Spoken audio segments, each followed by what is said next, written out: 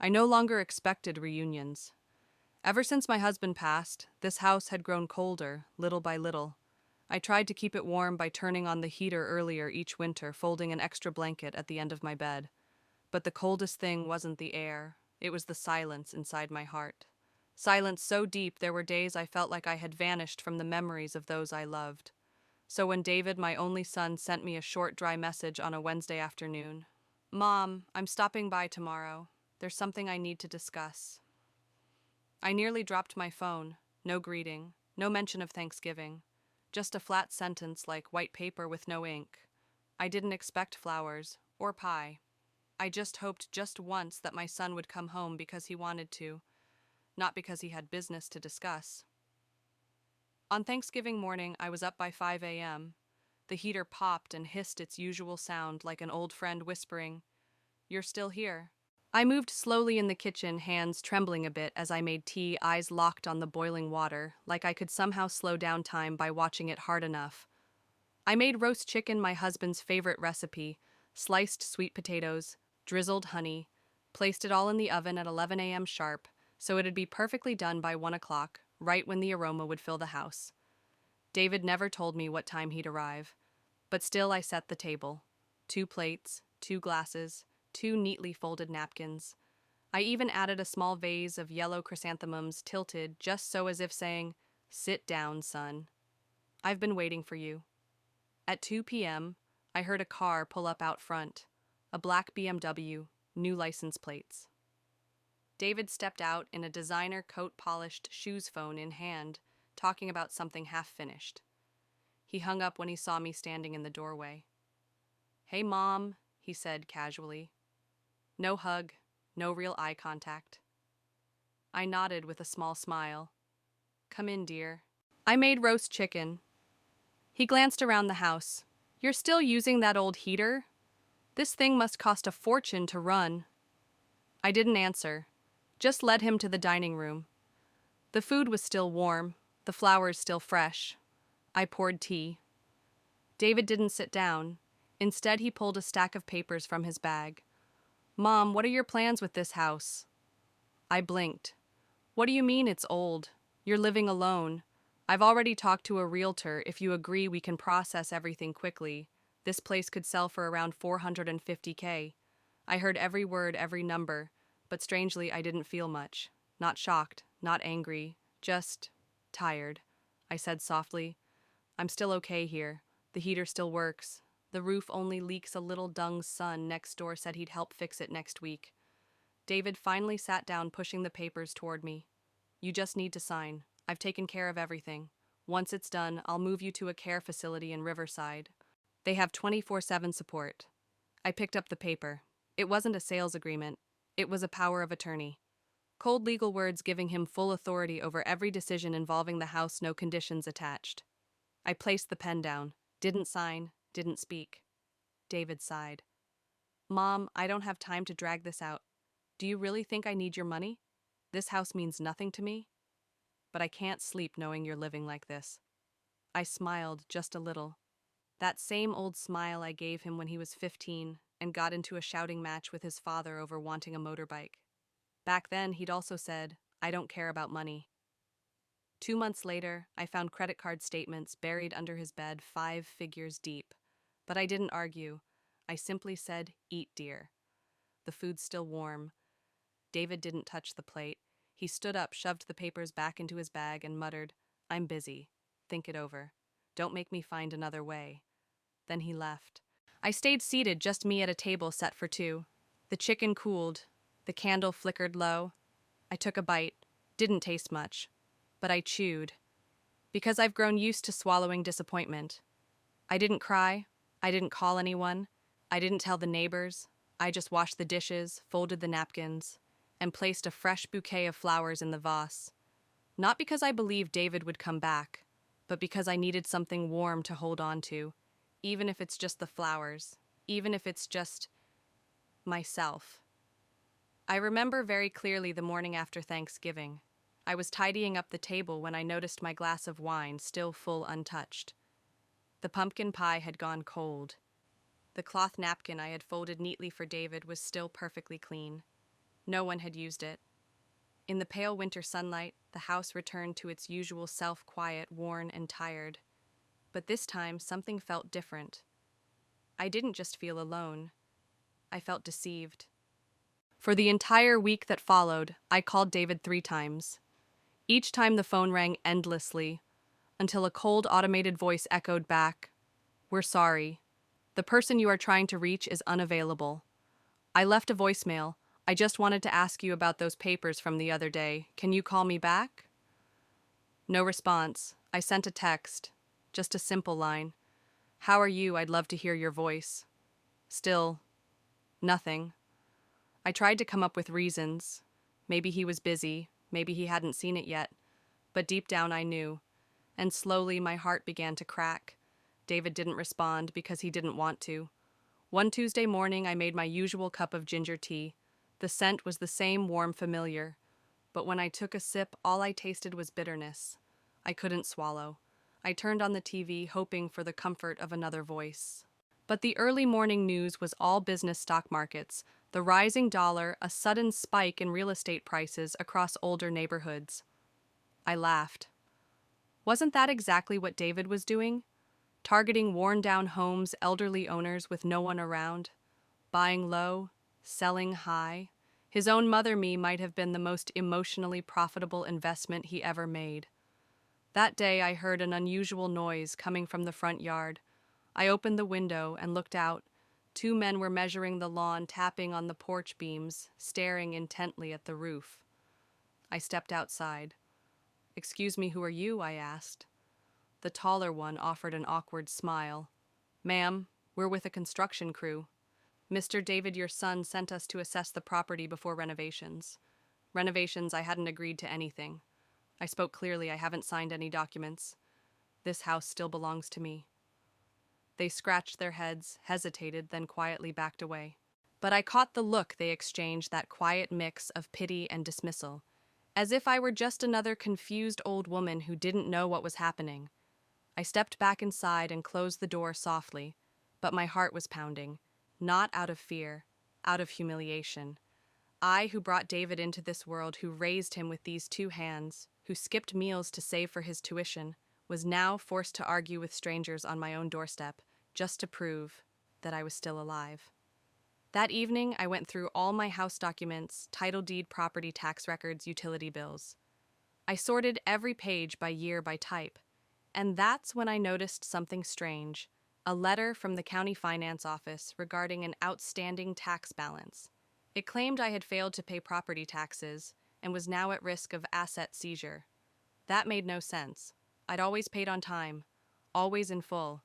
I even had the receipts. I pulled them out to compare. The numbers didn't match. I called the tax office. A woman answered, polite but firm. "According to our records, you requested a reassessment of your property. The value increased, and so did the tax amount." I paused. I never requested a reassessment. Who submitted that paperwork? There was a brief silence on the line. The application was submitted by David Collins, under a legal power of attorney. My heart stopped. I had never signed any power of attorney. I dropped the phone. The floor beneath me felt like it was tilting. I sank into the nearest chair. What I felt wasn't just anger, it was betrayal, methodical, calculated, cold. The following week, I went out for groceries. Mrs. Linda, my sweet neighbor, called out to me across the parking lot. "I heard from David that you're moving into a luxury retirement home. Is it true? My husband was even planning to get you a little farewell gift." I froze. I shook my head slowly. I never said anything like that. Linda looked embarrassed. She muttered something, then quickly turned away. But something in my chest had already begun to boil. What had David been saying behind my back? Was he telling people I was frail? Confused? That I needed special care?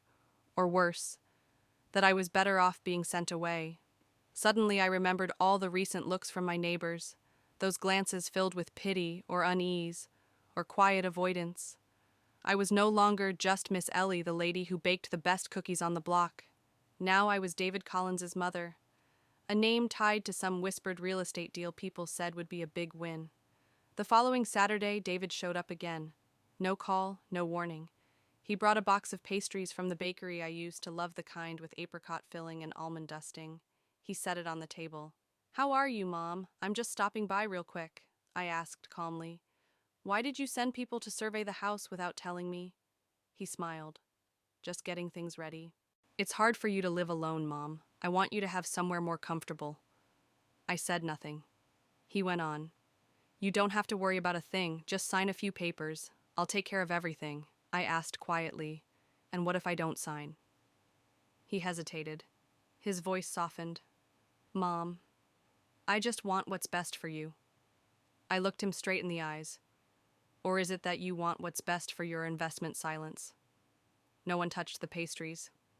He stood up and picked up the box again. "I'll come back later." The door closed. I sat there in a living room so quiet I could hear every beat of my heart, pounding with silent rage. That night, I opened an old photo album. There was David at age 3 wearing a little Santa hat hugging a teddy bear. There was a picture of him doing homework at the kitchen table, hair messy because I never quite learned how to brush it right. I used to believe a mother's love was something unbreakable. But today, I know there are people who will step over the very one who gave them life for the sake of money. It wasn't that I wasn't good enough. It's that they became something worse. I wiped my tears. And for the first time in my life, I truly understood what it means to love someone and still feel hurt, betrayed, and disappointed so deeply that no words could carry the weight of it. There are winter nights, especially in the twilight years of life, when it's not the cold or the loneliness that frightens you. It's the memories. Because remembering is the only thing still alive in a house where the voices of loved ones have faded. I remember that small hand once clutching mine at the farmer's market. I remember David's laughter ringing out when he rode a bike without training wheels for the first time. I even remember what he whispered to me as a naive, wide-eyed teenager. "Someday when I grow up, I'll build you a house, Mom. A big one like a castle." And now, that very same son is doing everything he can to take away the house I live in, as if it were just another business deal. I don't know when David changed, but I do know. I no longer recognize the person he's become. Around mid-December, David came back. No pastries, no warm greeting, just a thick folder in his hand and a tone as cold and clinical as a spreadsheet. "Mom, all you need to do is sign here," he said. "I've already arranged everything. The new place has an elevator on-site, nurses 10 times more comfortable than this old house." I asked quietly, "Does that place hold any memories of your father?" He hesitated. I looked him straight in the eyes and asked, "Are you trying to move me far away? So it's easier to sell this house." David said nothing. Then finally he let out a breath. "Mom, don't overthink it. It's just paperwork. Just paperwork." But on those pages was my name, this house, and my whole life. I held the photocopy from the stack of documents David had left behind. Tiny printed words, endless clauses, legal language so cold it chilled me more than the December wind. One line stood out. Party B, Mrs. Ellie Collins, agrees to relinquish all ownership rights to the property located at 417 Elmwood Drive. Each word cut through my memory like a blade. I found myself sitting in silence at the kitchen table, that paper in my hands, but it felt like I was holding a sentence. A verdict. Signed by my own son. He wanted me gone. He wanted me to leave the place I had once believed would be the last place I'd ever breathe. I went into town, stopped by the pharmacy I always go to. The young woman at the counter, who usually greets me with a warm smile, only gave a polite nod today. Then I overheard a conversation behind me. Two women speaking just loud enough. "Did you hear Mrs. Ellie's selling her house? David's putting her in one of those fancy nursing homes?" "Yeah, probably for the best. It's dangerous for someone her age to live alone." I was standing less than 3 feet away, but it was like I didn't exist. I had become a story, a neatly packaged anecdote in someone else's mouth. A rumor passed around with distant pity and casual detachment. That night, I took down every childhood photo of David from the frames. I didn't burn them. I didn't tear them. I simply placed them in a box and closed the lid. Not because I hated him, but because I couldn't bear to look into the face of the little boy I once loved unconditionally and realize he no longer exists. The bitterest part isn't losing the house. It isn't losing the money. It's losing my son. Losing the boy who once called me the most amazing woman in the world. I remember when David's father was still alive, he once told me, "Never assume someone understands your heart, not even your own child. One day, money will teach them a different language." I didn't believe him. I thought blood ties could never betray one another. But now I see money really does have its own language, cold, precise, and dangerously persuasive. It can turn a mother into easy prey. One night the phone rang. For a moment I thought maybe it was David calling to apologize. But no, it was the bank. "We're calling to confirm a mortgage loan application under the name of Mrs. Ellie Collins for the property valued at $450,000. We just need to verify the signature." I froze. I had never signed anything. They emailed me a scanned copy, signed Ellie Collins, the handwriting tilted just enough to look convincing. But it wasn't mine. My hands trembled as I set the phone down. It felt like I'd been stripped of everything, even my right to exist as myself. I opened the window. Outside, the rain was falling steadily. Each raindrop felt like the same question, echoing over and over again. How could my own son be so heartless? I had no answer. All I knew was what I was facing now wasn't just a family disagreement. It was an invasion. A quiet war without bullets or bombs, but just as painful, just as devastating. I lay awake, restless. Every time I closed my eyes, I saw David's face, not the man he is now, but the little boy who used to fall asleep on my shoulder. What did I do wrong? Or maybe I just believed too much, loved too deeply, until I became the easiest person to betray. But the answer doesn't matter anymore. What I do know is this. If I don't act, I'll lose everything. Not just the house, but my dignity, my sense of self. Since that conversation with David, I was no longer the frail old mother he thought I was. I didn't blame myself for hoping. I didn't regret opening the door, setting the table, cooking dinner, arranging flowers, and placing dishes for 3, just like I had for years. But the moment David laid that folder on the table, the moment I saw the coldness in his eyes that no longer looked at me like a son looks at his mother, I knew I couldn't stay silent any longer. Not because of the house, but because of my dignity. Because of the years I lived quietly, saving every penny, enduring everything, just to hold on to a few precious memories. And now those memories were being erased by the very person I once cradled in my arms. That's when I started keeping a journal. Not to pour out my emotions, but to document everything. To gather proof. Dates, times, who came, what they said, how their tone shifted. I recorded everything. In a small notebook I kept tucked in the kitchen drawer, the same one that once held cookie cutters. Now it held the quiet details of a silent war. One day David returned, unannounced. This time he brought someone new, a sharply dressed man in a tailored suit carrying a leather briefcase. He introduced himself as a financial advisor. I sat still in my chair holding a cup of tea. I didn't say much. I just watched. "Mom, David said this is Mr. Hines. He's here to help you reorganize your assets.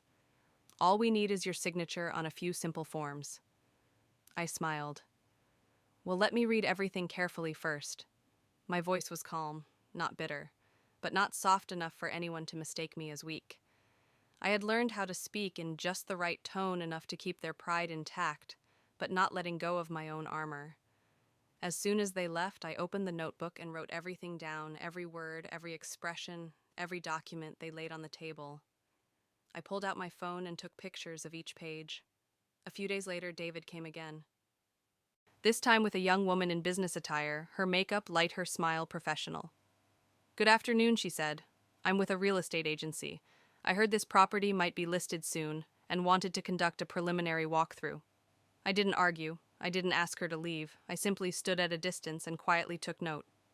I went to the city records office, the place where they keep documents related to property ownership and taxes. I asked the clerk to help me pull up the file for my house. She stared at the computer screen for a while, then frowned. Mrs. Collins, there's a secondary mortgage listed here from last year. Signed by you. My breath caught in my throat. I had never signed anything. That signature, it wasn't mine. But it was hauntingly familiar. The slant of the letters, the pressure of the pen, the way the letter D curled. It looked exactly like David's handwriting. I requested a copy of the paperwork and brought it home. My hands trembled, my heart heavy as stone. Then I called Amelia. She's a lawyer, young, sharp eyes, steady voice. I handed her everything, the documents, my journal, the photos, the copy of the mortgage record. She read it all, every word, every line. We'll build a case, she said, but it has to be methodical. He has to believe you're still unaware. I nodded. I bought a small recording device. I hid it under the coffee table. Every time David came over, I turned it on. I labeled each file by date and time. I didn't cry anymore. I simply documented and watched. One afternoon, when David thought I was napping, I heard him speaking on the phone out on the back porch. His voice was low, but the words cut clear through the air. She's old. She's not all there anymore. Just one more signature, and it's done. I recorded every word. He was getting bolder. Another day he came by and said casually, "Mom, I found this wonderful senior living facility. Full-time nurses, 3 meals a day, everything covered. I'll pay for it all. You'll be better off there." I smiled and replied, "Well, when I truly feel like I can't survive on my own, I'll think about it." Neighbors started asking questions. Linda, the woman across the street, stopped by one morning and said gently, "David mentioned you're moving soon. I just wanted to check in. Are you all right?" I froze. I had never told anyone I was leaving. And then I understood David was creating a narrative, one where I was no longer fit to live alone or manage my home. The more I stayed quiet, the more he acted with impunity. But that silence became my strategy. My anger was no longer loud. It became precise. I sent all the recordings to Amelia. She began contacting the financial fraud division. A formal complaint was being drafted. Every bit of evidence was being digitized, printed, sorted. I, once seen as a burden, just a frail old woman, was now the key figure in a silent investigation. And still I cooked. I watered the plants. I cleaned the house. But now every action was a step in preparation. I was no longer the gatekeeper waiting behind the door. I was the quiet architect of a fortress. In my journal I wrote, "We don't grow old simply because of the years. We grow old when the people we trusted slip away without a word. But as long as we remain clear-minded, as long as we remember we are still alive, not just surviving, but truly living." Then one cold morning I received a thick envelope sealed with gold trim. David had once again attempted to mortgage the house. He was accelerating his plan. I called Amelia. "Is it time?" I asked. She smiled. "Almost.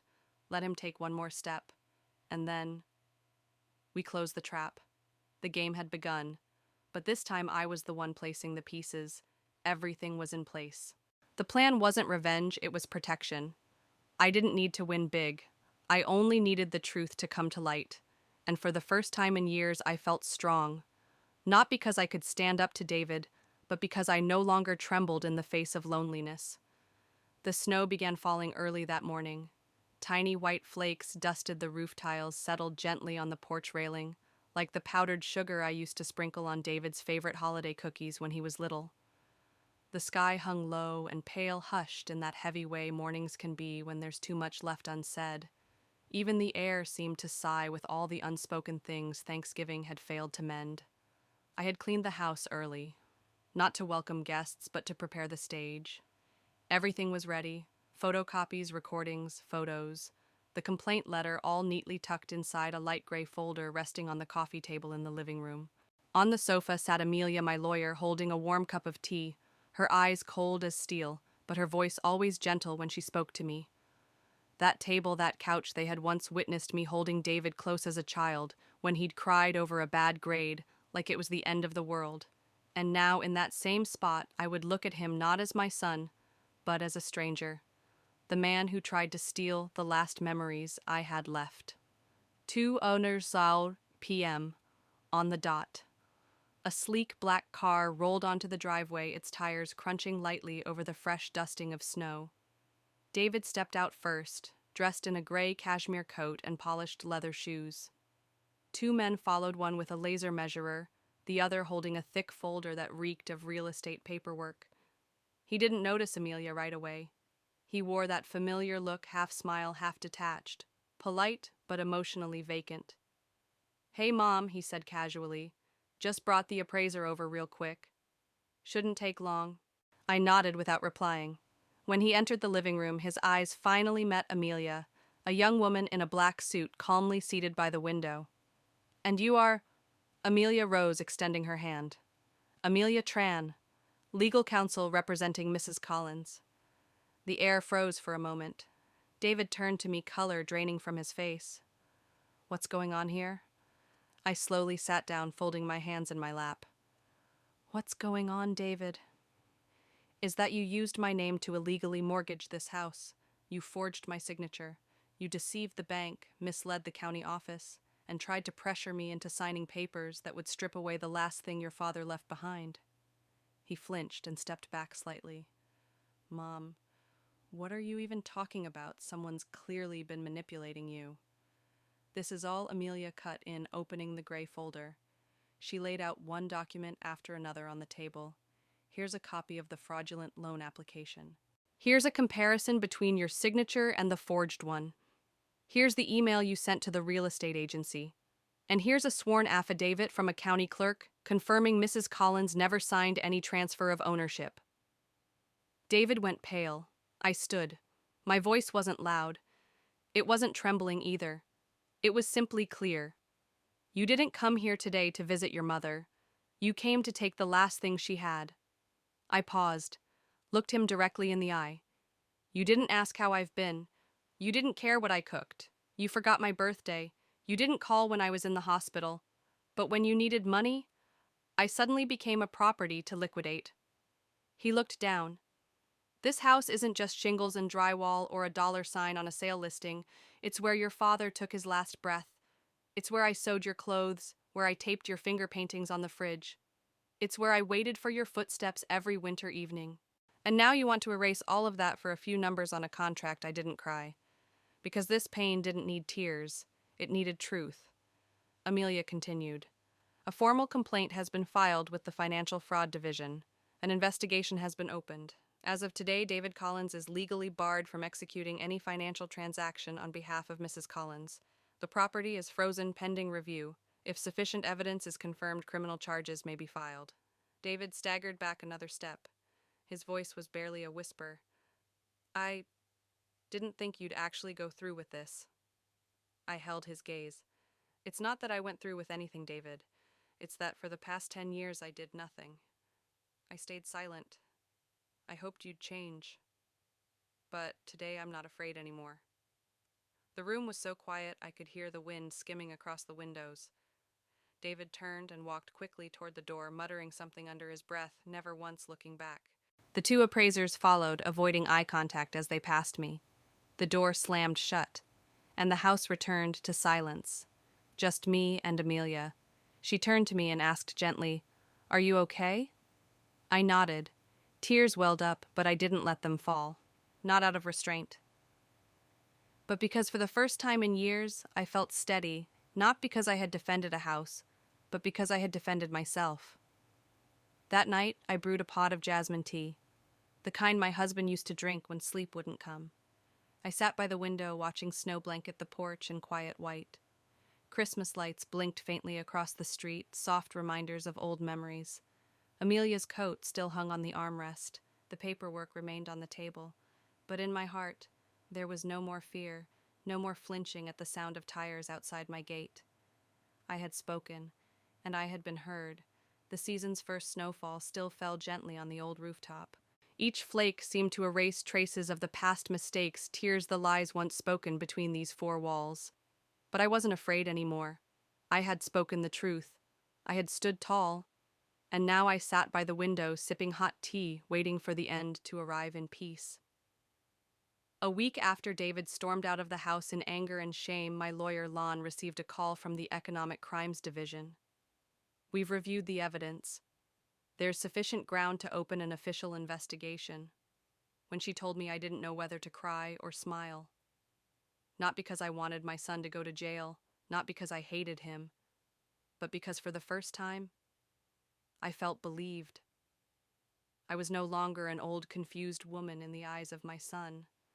I was a person, a mother, a woman who knew what her home was worth, not in money, but in memory, in soul.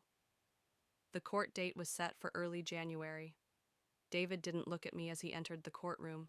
He wore a designer coat and polished shoes, but his eyes darted nervously, his face hollow. He brought his own legal team, a small entourage behind him, as if he were managing a corporate merger, not facing the mother who raised him. I wore an old gray sweater, the one my husband bought me the year we married. The collar was frayed, but it was warm. In my hands, I held a printed copy of the journal I had kept for the past 6 months. Evidence and dried tears. Inside the courtroom, I didn't speak much. Lawyer Land spoke clearly and calmly, point by point. The forged signatures, the unauthorized mortgage applications, the psychological pressure, the deceptive and coercive messages. The defendant not only committed financial fraud, she said, but exploited the plaintiff's emotional vulnerability, her trust, her declining health, to attempt to steal the most precious thing she had left. David sat in silence. From time to time, he looked toward me, no longer with coldness, but with emptiness, as if even he no longer recognized who he had become. After more than 2 hours of arguments, the judge issued the ruling. The fraudulent loan was nullified. Full ownership of the home was restored to me permanently. David was barred from engaging in any future financial dealings regarding my property. Fines and restitution would be handled separately outside of this session. I walked out of that courtroom feeling as if a boulder had been lifted off my chest, a weight I'd carried for years. Not because I had won, but because I had been heard. At last, my silence had been acknowledged. That evening, I returned to the little house, the place where everything began. I lit a single candle at the dinner table. Not for Thanksgiving, not for David's return, but for me, a mother who had endured, who had been hurt, who had been broken, but never bowed. I poured a cup of jasmine tea, my husband's favorite, and sat by the window. Snow still fell white, silent, serene. I didn't cry, but my heart was warm. That night, David texted, for the first time since the trial, "Mom, I know you probably don't want to talk to me, but I'm sorry. Whether you forgive me or not, I hope you find peace." I read it many times, but I didn't reply. Because I knew forgiveness isn't erasure. Forgiveness is release. The choice not to let old wounds lead you astray into the future. I no longer held hate, but I also would not forget. The following month, I started writing in my journal again. This time not to document evidence, but to document life. Today, the sun is gentle. I brewed a fresh pot of lotus tea. The hydrangea bush on the porch has its first buds. I began to slow down. Not because of age, but because I wanted to remember every moment. I didn't need anyone to take care of me with legal contracts and hollow promises. All I needed was peace. One day, I received a handwritten letter from Min David's old friend, the one who once helped fix my plumbing years ago. "Dear ma'am, I used to deeply respect David, but after everything that happened, I've come to realize that honesty is more valuable than money. I just wanted to wish you good health. You taught me that even when the world turns its back on you, you can still stand tall if you hold on to what's right." I folded the letter and placed it beside the old family photo on the shelf. The photo is faded now, worn at the edges, but I keep it, not for the beautiful memories, but as a quiet reminder we cannot change the past, but we can still choose our present. Lunar New Year arrived. I hung red banners on the front door again. The little kumquat tree bore fruit. Inside, I made a small square of sticky rice cake, not for offerings, not as a gift, just for myself to sit alone, to taste spring's return, and to remind myself I am still here. I still feel the seasons. I no longer wait for David to come home, no longer wish for a reunion, and I no longer hold blame. I just remember. I remember a little boy who once gave me wildflowers, who cried in my arms after breaking his arm, who once asked if I'd be sad when he left for college. I remember him, but I don't feel sad. Just a quiet ache, like an old song drifting in the breeze, fading slowly, but still worth listening to until the very end. One spring afternoon, I went to the post office to send a letter. The young clerk smiled warmly. "Do you write letters often, ma'am?" I nodded, answering gently, "Yes, to remind myself I still have stories worth telling. I don't know who's listening to this story. Maybe you're sitting alone too, like I once was. Maybe you've also been hurt by the very person you loved most. I just want you to remember, you are not invisible. You are not a burden. You do not deserve to be forgotten. You are the keeper of memories, the witness of love, the quiet light still shining in an old home.